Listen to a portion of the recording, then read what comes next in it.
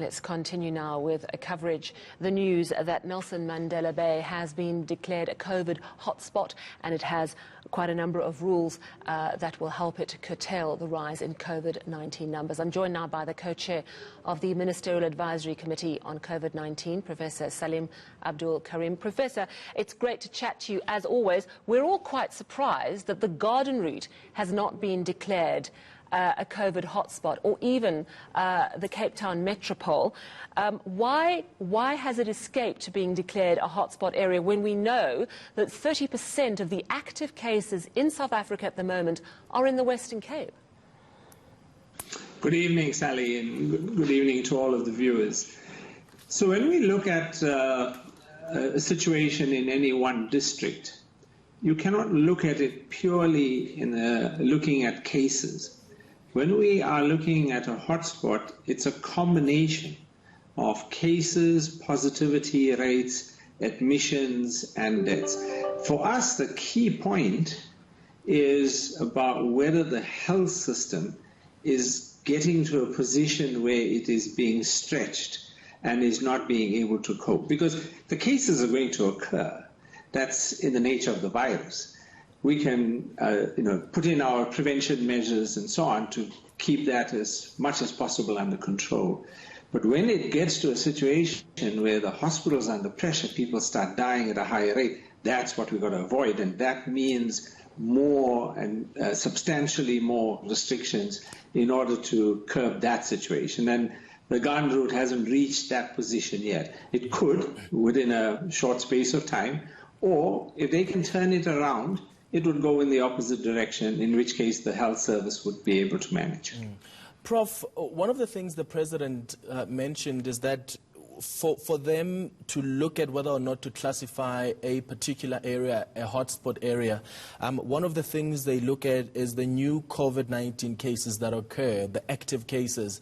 And I'm just wondering what happens in Gauteng, where there have been issues around the numbers and how they are recorded, because then that may be problematic when it comes to, government deciding whether or not there are areas in the province that must be classified as hotspot areas. Is that a concern, given that the issue of numbers and how they are recorded is so important in looking at whether or not an area can be classified a hotspot area?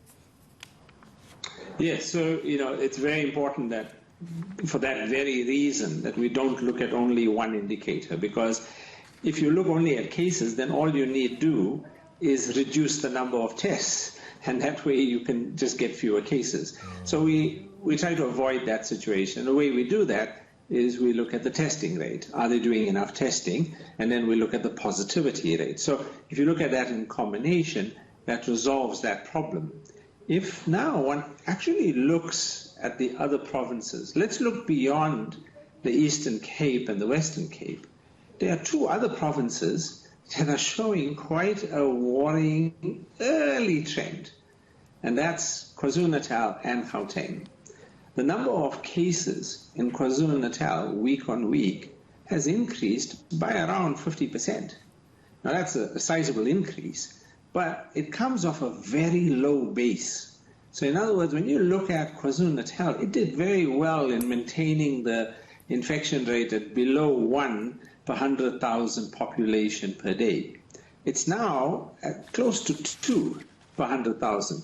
But even at 2, and even if you go up to 5 cases per 100,000 population per day, we still regard that as low transmission.